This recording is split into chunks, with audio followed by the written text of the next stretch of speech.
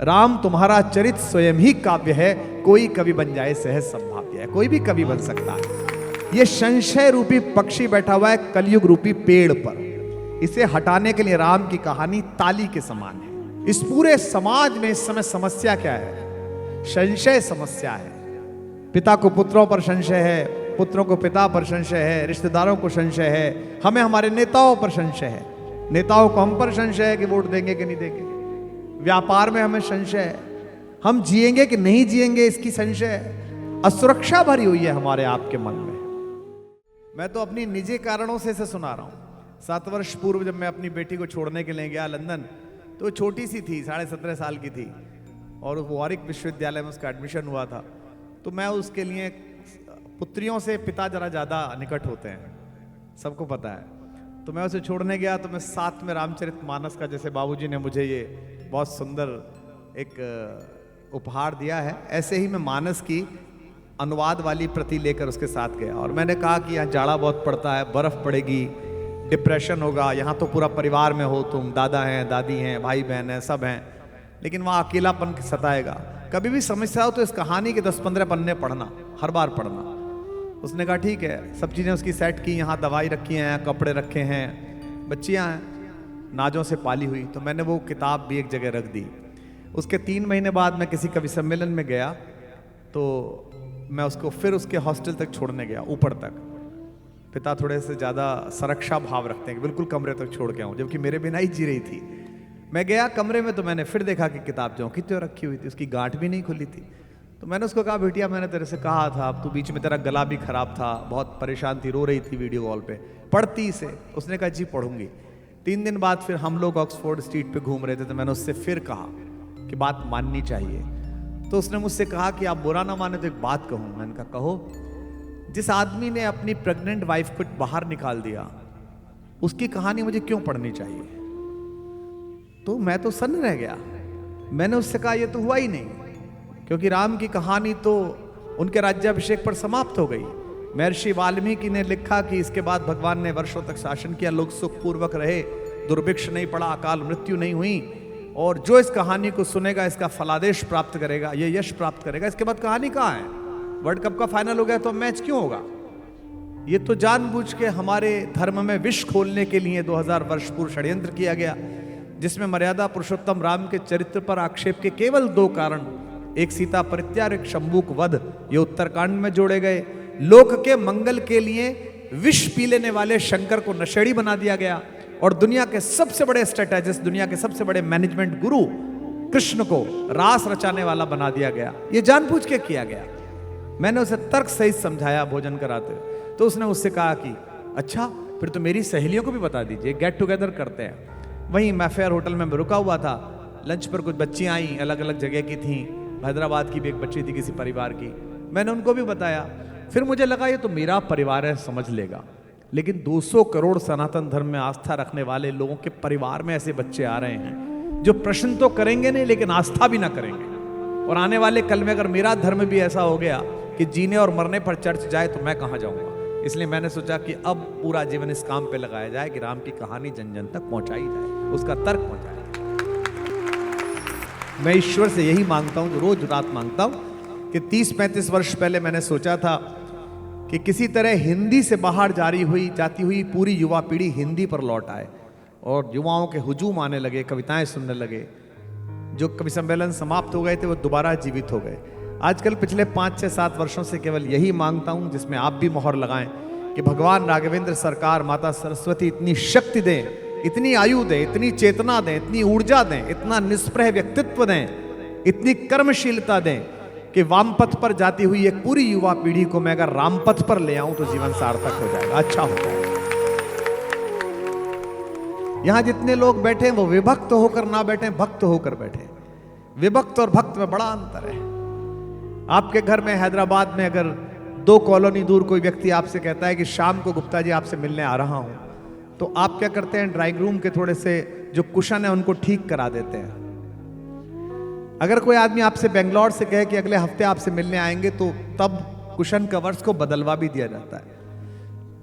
और अमेरिका में रहने वाला एक कजन जो 5 साल से नहीं मिला है, वो कहेगा कि इस साल जाड़ों की छुट्टी 15 दिन तुम्हारे पास हैदराबाद बिताऊंगा, तो आप घर का इंटीरियर भी बदलवा देते हैं। इसका कारण क्या है? इसका कारण है कि जितना बड़ा मेहमान उतनी बड़ी तैयारी। तो वे तो सामान्य मेहमान हैं। आज इस परिसर में, इस फोर्ट में राम उतरने वाले हैं, तो तैयारी जरा बड़ी रखिएगा, आनंद जरा बढ़िया रखिएगा।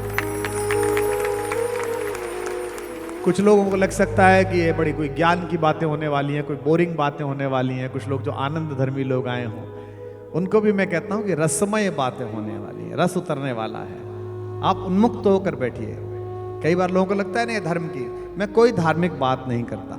इस दुनिया में जितना दुख है, इस दुनिया में जितना रक्तपात हुआ, इस दुनिया में जितनी गर्दनें उतारी गई, इस दुनिया में जितनी लड़ाइयां हुई, जितनी हत्याएं हुई, वो धार्मिक कट्टरता की वजह से हुई। और इस दुनिया में जितना सुख है, जितनी सरलता है, वो आध्यात्मिक चेतना की वजह से है। तो मन यह है कि इस देश में, इस दुनिया में आध्यात्मिक चेतना फैले। आध्यात्मिक चेतना का धर्म से कोई मतलब नहीं है, वो मनुष्यता को पैदा करती है। वो सनातन धर्म की रीढ़ है। अपने पिता को ऊपर तक लाते हुए 3 बच्चों के ध्यान में ये बात रहनी कि पिताजी की धोती पैर में न लग जाए, पैर इलझ न जाए, ये धार्मिक क्रियाओं में नहीं लिखा गया है। ये अच्छे बेटे बनने की आध्यात्मिक चेतना में सिखाया गया है, इसलिए उनके रक्त में है, इसीलिए उनके संस्कार में। तो ये कहानी जो है कवियों ने लिखी है। वाल्मीकि ने लिखी सबसे पहली बार कहानी, जो रामायण मुझे भेंट की गई है, महर्षि वाल्मीकि कृत रामायण का अनुवाद है। वाल्मीकि जी नहाने के लिए गए थे, सामने पेड़ पे एक पक्षियों का जोड़ा बैठा हुआ था, क्रौंच पक्षी का। उनमें से एक क्रौंच पक्षी को शिकारी ने मार दिया। उनके मुंह से गुस्से में रोते हुए एक श्लोक निकला। उन्हें समझ में नहीं आया कि ऊपर की लाइन और नीचे की लाइन बराबर बराबर कैसे हैं। उनको बड़ा आश्चर्य हुआ। 2 दिन बाद नारद जी मिलने आए। नारद जी से उन्होंने पूछा कि महर्षि कुछ कल अद्भुत घटना हुई, ऐसा ऐसा हुआ और मेरे मुंह से ये 2 पंक्तियां निकली। नारद जी ने कहा, अरे ये तो ब्रह्मा जी की पुत्री सरस्वती के वरदान से मिली हुई कविता कल्याणी है, इसका उपयोग करो। क्या उपयोग करो? इसके किसी महान चरित्र के बारे में कविता लिखो, जिसको सुनकर पीढ़ियां सुधरती रहें, जनता में उत्साह रहे, लोग जीते रहें। किसके बारे में लिखूं? तो उन्होंने कहा, दशरथ के घर में एक लड़का पैदा हुआ है राम, उसके बारे में लिखो। वो स्वयं धर्म का विग्रह, जैसे धर्म की मूर्ति बना दी गई हो, ऐसा है वो। रामो विग्रहवान धर्म, कहा नारद जी ने। इक्ष्वाकु वंश प्रभवो रामो नाम जनश्रुता। इसके बाद तुलसीदास जी ने लिखी, केशव ने लिखी, मैथिली शरण गुप्त ने लिखी, और मैंने भी इसमें कुछ कुछ लिखा। इसमें मेरा कोई योगदान नहीं है, इसमें राम के नाम का योगदान है। राम तुम्हारा चरित स्वयं ही काव्य है, कोई कवि बन जाए सहज संभाव्य है। कोई भी कवि बन सकता है। इसलिए जो लोग हाथ ना खोलते हों, आनंदित ना होते हों, तालियां ना बजाते हों, उनके लिए भी मैं कह रहा हूं। रामचरितमानस के शुरू में ही तुलसीदास जी ने कह दिया है कि राम की कहानी तो ताली के समान है। संशय रूपी पक्षी बैठा हुआ है कलयुग के पेड़ पर। इस पूरे समाज में इस समय समस्या क्या है? संशय समस्या है। पिता को पुत्रों पर संशय है, पुत्रों को पिता पर संशय है, रिश्तेदारों को संशय है, हमें हमारे नेताओं पर संशय है, नेताओं को हम पर संशय है कि वोट देंगे कि नहीं देंगे। व्यापार में हमें संशय है, हम जिएंगे कि नहीं जिएंगे इसकी संशय है। असुरक्षा भरी हुई है हमारे आपके मन में। मैं जब छोटा था, नौकरी करता था, असिस्टेंट प्रोफेसर था, क्लास 1 गजेटेड अफसर था, तो मुझे लगता था कि जीवन में अगर 1 करोड़ रुपए हो जाए तो मैं कोई काम नहीं करूंगा, फिर पढ़ूंगा। मुझे लगता था उसके इंटरेस्ट से मैं पल जाऊंगा। अब मुझे समझ में नहीं आता है कि 1 करोड़ की क्या कीमत है। तो ये जो असुरक्षा है हमारे जीवन में, सब कुछ कमाने के बाद मैं बीमार तो नहीं हो जाऊंगा, मैं मर तो नहीं जाऊंगा, लोग मुझसे नाराज तो नहीं हो जाएंगे, ये संशय है। ये संशय रूपी पक्षी बैठा हुआ है कलयुग रूपी पेड़ पर। इसे हटाने के लिए राम की कहानी ताली के समान है। तो तुलसीदास जी कहते हैं, राम कथा सुंदर कर तारी, संशय विहग उड़ावन हारी। कि राम कथा सुंदर कर तारी, राम कथा सुंदर कर तारी, राम कथा सुंदर कर तारी, राम कथा सुंदर कर तारी, संशय विहग उड़ावन हारी। राम कथा सुंदर कर तारी, संशय विहग ये भी कहते हैं, क्योंकि कहानी सुना कौन रहा है, कहानी सुना रहे हैं स्वयं भगवान शंकर। किसे सुना रहे हैं? अपनी पत्नी पार्वती को। तो ये भी कहते हैं कि इस कहानी को आदर पूर्वक सुनना, क्योंकि पिछली बार इसको थोड़ा अनादर से सुना था तुमने सती बनने पर, तो तुम्हारा भी जीवन चला गया, मैं भी कष्ट में रहा, मैं भी तुम्हारे शव को लेकर घूमता रहा। इस बार पार्वती बनकर आई हो तो इसे आदर पूर्वक सुनना, क्योंकि कलयुग रूपी पेड़ को काटने के लिए कुल्हाड़ी के समान है। कली विटप कुठारी, राम कथा कली विटप कुठारी। राम गाइए। कथा कली विटप कुठारी, सादर सुनु गिरी राजकुमारी।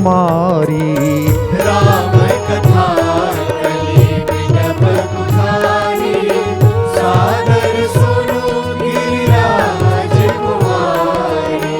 मंगल भवन या मंगल हारी, मंगल भवन या मंगल हारी, द्रबहु सुदशरथ अजिर बिहारी।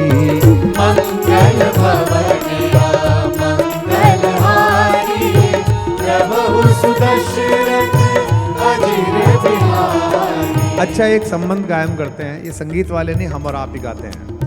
मंगल भवन या मंगल हारी,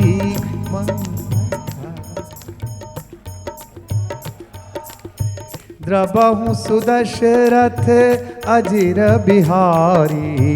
मंगल भवन या मंगल हारी, प्रभु सुदशरथ अजिर बिहारी। मंगल भवन या मंगल हारी, प्रभु सुदशरथ अजिर बिहारी। राम पर भी संशय है, आप तो हम तो सामान्य मनुष्य है। कलयुग की यही विशेषता है, जैसे सतयुग की विशेषता है सत्य, त्रेता की विशेषता है धर्म, द्वापर की विशेषता है रस जिसमें कृष्ण पैदा हुए, कलयुग की विशेषता है संशय। संशय ही संशय है जीवन में। और संशय कैसे मिटता है? संशय प्रकाश से मिटता है। एक गुरु से एक शिष्य ने कहा कि मुझे इतना ज्ञान पाने की क्या जरूरत है, इससे क्या होगा? गुरु जी ने कहा समय पर बता दूंगा। एक दिन भागता हुआ आया, गुरुजी ने कहा कि वो मेरा शॉल लेके आ, दूसरे कमरे में रखा है। तो भागता हुआ आया, गुरुजी चलिए जरा। बोले क्या हो गया? बोले वहां सांप है। तो उसने कहा नहीं होगा तो चिंता मत कर, मुझे पता है कोई सांप नहीं है। बोले मैं नहीं जाऊंगा, वहां सांप है। गुरुजी ने कहा चलता हूं। उन्होंने दिया उठाया, गए तो एक रस्सी पड़ी हुई थी। तो उसने पूछा अच्छा मुझे सांप क्यों समझा? तो गुरु ने बताया कि यही ज्ञान का आनंद है, ये दिया ज्ञान का प्रतीक है। भारत शब्द ही ज्ञान से जुड़ा हुआ है। भा माने ज्ञान और रथ माने लगे रहने वाला, ज्ञान को पाने वाला। कलयुग की यही विशेषता है कि संशय है। राम पर संशय हुआ इस देश में। 30 साल मुकदमा चला रामचंद्र जी पर के हुए कि नहीं हुए, सुप्रीम कोर्ट में। और आखिरी चरण में जब मुकदमा था रामचंद्र जी पर, तो उन्हीं दिनों रामनवमी की छुट्टी पड़ गई, तो कोर्ट बंद हो गया। तो हमने मिलॉर्ड को फोन किया कि अगर हुए नहीं तो कोर्ट क्यों बंद हुआ, और हुए अगर छुट्टी हुई है तो हुए ही होंगे। लेकिन नाम पर शंका चलती रही। ये तो अच्छी बात है कि चलो 500 वर्ष के संघर्ष के बाद भगवान वहां विराजमान हुए जहां उनका जन्म हुआ। ये हम सबका सुख था, हम सबकी आंखों का सुख था। और राम पर शंका कोई नई बात नहीं। मुझसे अक्सर लोग कहते हैं तो पारिवारिक कार्यक्रम है, लेकिन 1-1 लाख की भीड़ में अक्सर प्रश्न भेजते हैं लोग बाग कि फला जगह के मंत्री ने ऐसे बोल दिया, फला नेता ने ऐसे कह दिया। बिहार में एक मंत्री जी थे, अब तो नहीं रहे क्योंकि सरकार ही नहीं रही उनकी। उनका नाम शंकर के नाम पर था और वो कहते थे राम नहीं हुए। खुद का नाम चंद्रशेखर और कहते थे राम नहीं हुए। मैंने कहा भैया तुम हो गए और राम नहीं हुए, बताओ कैसा आश्चर्य की बात। दक्षिण में एक बालक है, उसके दादाजी का नाम भगवान राम का पर्यायवाची करुणा निधि, भगवान का पर्यायवाची करुणावतार, और वो कहता है कि राम नहीं हुए। मैंने कहा दादाजी हो गए और राम नहीं हुए, बताओ आप कैसे हो गया। इस पर शंका नहीं करनी चाहिए, क्योंकि राम पर शंका कोई नई बात नहीं। राम पर सबसे पहली बार शंका की एक राजा के बेटे ने, इंद्र के बेटे। लोकतंत्र में भी राजाओं के बेटे शंका कर रहे हैं, तब भी राजाओं के बेटे ने की। आप इसका अर्थ समझ लीजिए मैं क्या कहना चाहता हूं। एक दिन सुबह ही सुबह इंद्र पूजा कर रहे थे, उनका लड़का आया, राजाओं के लड़के अपने बाप से तभी मिलते हैं जब कोई काम की जरूरत पड़ती है। तो उसने देखा कि पापा पूजा कर रहे हैं, पूछा कि क्या कर रहे हैं, बाहर निकल के पूछा कि आप तो देवताओं के देवता हो, आप किसकी पूजा कर रहे हो? तो उन्होंने कहा नहीं, मैं भगवान की पूजा करता हूं जो सब देवताओं के देवता हैं। तो उसने पूछा कौन है वो? तो इन्होंने कहा कि वे भगवान राम है, राघवेंद्र सरकार है। तो उन्होंने कहा कि ये शंकर जी, विष्णु जी, ब्रह्मा जी, ताऊ जी, चाचा जी, बाबा जी, ये सब तो लोग हैं, ये कौन है? तो बोले ये सबसे बड़े हैं, सब इनकी पूजा करते हैं। उसने कहा कहाँ है? किसी दिन मिला दूंगा, इंद्र ने कहा। लेकिन बच्चा जिद पकड़ गया, नहीं आज ही देखना है। इंद्रों के लड़कों की आदत भी होती है कि वो जिद करते हैं और बात को पूरी भी करनी पड़ती है। तो इंद्र बादलों का भी देवता है। इंद्र ने अपने हाथों से बादल हटाए और नीचे दिखाया। चित्रकूट में भगवान राम दोपहर के समय जंगल से लाई हुई नीली, लाल, पीली मिट्टी के कटोरे बनाकर पानी डालकर मंदाकिनी के पानी से अपनी प्राण वल्लभा और हमारी माता भारतेश्वरी सीता जी के चरणों में महावर लगा रहे थे। उसने कहा कि वो है भगवान। इंद्र के लड़के जयंत ने कहा ये भगवान? इस पर भी आप प्रसन्न होंगे, समझेंगे। अक्सर इंद्रों के लड़के किसी व्यक्ति के बड़े होने की तुलना उसके कपड़ों से करते हैं, उसके स्टेटस से करते हैं, पहन क्या रखा है, लगता कैसा है। इंद्र ने कहा यही भगवान। बोले पापा आपको गलत फहमी होगी, ये तो वलकल पहने हुए हैं, आप तो हीरा पहने हुए, आप ही भगवान हो, ये नहीं है। उसने कहा नहीं यही भगवान है। तो इंद्र के लड़के ने कहा कि मैं अभी आपकी सारी शंका दूर करता हूं, मैं बताता हूं इसके बस की कुछ नहीं है। वो एक कौवे का वेश बनाकर गया और उसने बेखबर बैठी हुई माता सीता जो विश्राम में थी, प्रेम में थी, अपने पति के दुलार से अभिभूत थी, उनके चरणों में सबसे छोटी उंगली में जोर से चोंच मारी और भागा। वहां खून निकल आया, रक्तपात हो गया। आप कितने भी सभ्य हो, शालीन हो, अगर बाजार में आपकी पत्नी, आपकी बहन, आपकी बेटी, अपनी माँ को कोई व्यक्ति कंधा भी मार दे, कोई शोहदा, कोई लफंगा, तो आप उसके गिरबान पे हाथ डाल देते हैं। वे तो स्वयं भगवान थे, तीर तो था नहीं, सब अंदर रखे हुए थे। पास में बांस का सरकंडा रखा हुआ था जिससे बना रहे थे, उन्होंने उसी सरकंडे को फेंक के मारा। आगे आगे जयंत, पीछे पीछे सरकंडा। अब वो कौवा इधर उधर चले और सरकंडा उधर उधर चले, पीछे पीछे।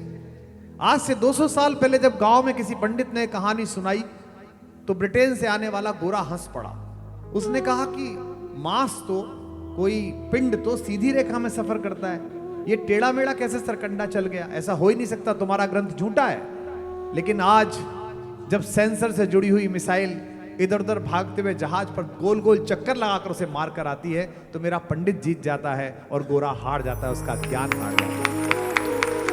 अगर ग्रंथ में कोई ऐसी बात है जो तुम्हारी विज्ञान की सीमाओं में नहीं आ रही, तो इसका मतलब यह नहीं है कि यह हुआ नहीं था। आज से 100 साल पहले जब गांव में पंडित जी कहते थे कि आकाशवाणी हुई, तो गोरा हंसता था, कहता था आदमी दिखाई नहीं दे रहा, आकाशवाणी कहां से हुई। लेकिन आज से 60 साल पहले जब आपने बुश के रेडियो को गोल घुमाते हुए उसमें सुना हैदराबाद में बैठकर दिल्ली से, यह आकाशवाणी है, अब आप देवकी नंदन पांडे से समाचार सुनिए, तो पंडित जीत गया और गोरा हार गया। आज से 100 साल पहले जब कहा जाता था कि भगवान ने रावण को मारा, सारे देवता क्षितिज पर प्रकट हुए और उन्होंने आशीर्वाद दिया, तो गोरा पूछता था हमसे कि आदमी आकाश में कैसे प्रकट हुआ। लेकिन आज लेजर के भरोसे, ड्रोन के भरोसे जब आप भगवान का विग्रह बनाते हैं, जब महाबलेश्वरम में, शिमला में, नैनीताल में प्रपोज करने के लिए गए हुए व्यवसायियों के बेटे अपनी प्रेमिका का फोटो बनाकर लिखवाते हैं विल यू मैरी मी, तो हमारा पंडित जीत जाता है और गोरा हार जाता है।